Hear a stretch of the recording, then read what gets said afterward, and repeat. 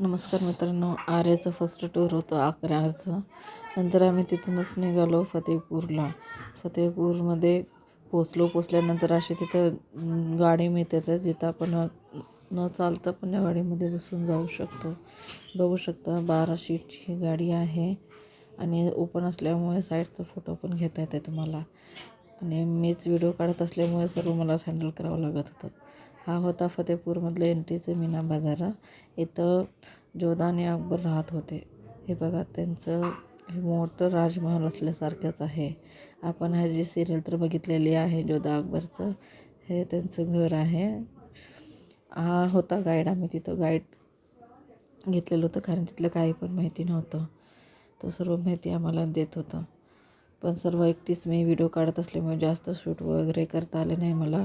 आराचे थोडेच क्लिप काढले मी, तेवढेच फोटो.